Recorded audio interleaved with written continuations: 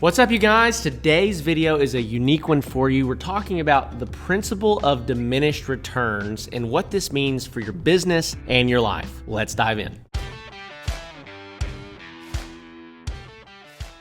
Well, hey, welcome back to the channel. Welcome back to the podcast. Just a reminder, if you're watching this on YouTube, we have all of this on the podcast as well. So if you want to listen to this while you're driving down the road, while you're sanding, while you're working, you can do that. And we also have about 80 episodes that we did on the podcast that are longer, the first 80 episodes that never made it to YouTube. So be sure to check that out. There's a lot of really good content there that didn't make it to YouTube because that's when I first started. I was doing it driving down the road, but it's super valuable information. I think it will really help you out. So in today's video, I want to talk about the principle of diminished returns. And so what is the principle of diminished returns? Let's just kind of identify what this is. And so essentially, the further along in a process you get, or the longer you do something, the less of a return you'll get on that thing. This is almost like the opposite of compound interest. When you think of like investing, compound interest gets bigger as you go.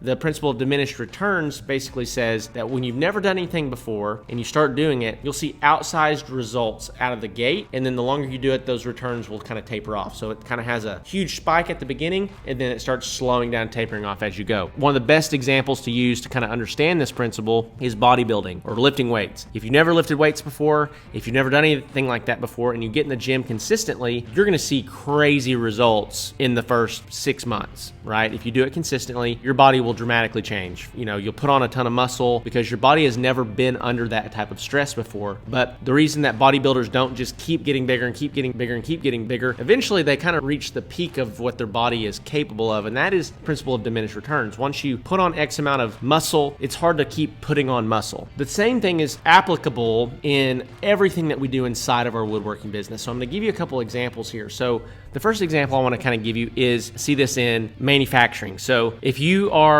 making furniture or you're making anything, you know that like when you build the thing, you get a lot accomplished. It feels like when you build it. You didn't have anything, you cut all your lumber up, you put the thing together. So you made all this progress really quickly with building it. But then it comes to sanding and finishing. If you have been in this game very long at all, you know that that is a slow process. Really fast out of the gate, tapers off. Another thing is just quality control. When you talk about the principle of diminished returns as far as quality is concerned, you could absolutely look over a piece of furniture or look over a product forever, right? You could look over it as long as you wanted to look over it and nitpick it and make sure that it's perfect. But what we find is that it's really important to have a quality control checklist and something that you do. But after about 30 minutes to an hour of looking over a piece of furniture, making sure that it's right, that it's perfect, that you touched everything up, that there's nothing wrong before it goes out to the client, you start seeing a really big drop in returns. We've found 90% of the problems, and the other little small tiny things that we might notice as the maker or as the manufacturer, the customer or the client's not going to notice, not going to pay attention to. Another example to use when you talk about the principle of diminished returns is when we talk about advertising and marketing. A lot of you guys don't have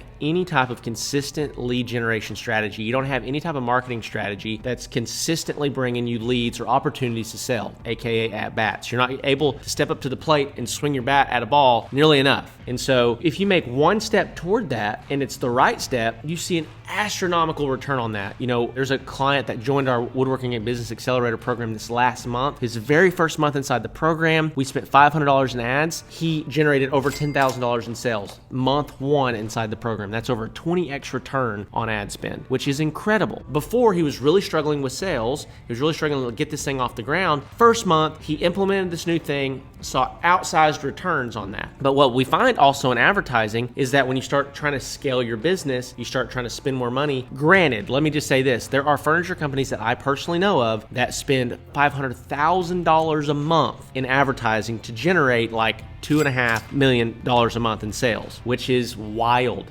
But what we find is, like, for example, and I try to always explain this to my clients, is when you have a smaller advertising budget, your dollar is going to be more efficient. So what that means is that if you do it right, if you're a good salesperson, if you've built a good brand, you can expect an 8 to 12x return on the money that you've spent in advertising. Now, with that, if you continue to scale your advertising efforts, what eventually happens is that dollar becomes less efficient, which means that instead of a 10x return, you get an 8x, and instead of an 8, you get a 7. Instead of a 7, you get a 6. But that also works because you have so much more profitability inside of your business. You're working with much bigger numbers, so you can afford to spend more on advertising to continue to acquire clients. But when we talk about the principle of diminished returns, the question you have to ask yourself as a result of this is, what thing am I not doing right now that if I just started doing it, I would see outsized returns from having done that thing? That's the question you have to ask yourself, because if you can identify the thing inside of your business that is the biggest bottleneck for you, whether it's your sales ability. A lot of woodworkers, they don't come from a sales background and they don't know how to have a conversation with the client or potential client so that they actually help them go from, I'm interested in your stuff, to, yes, I'm ready to purchase. That's a huge challenge for a lot of woodworkers. So figuring out, hey, if I just learned how to sell a little bit better, I would see an outsized return from that skill set.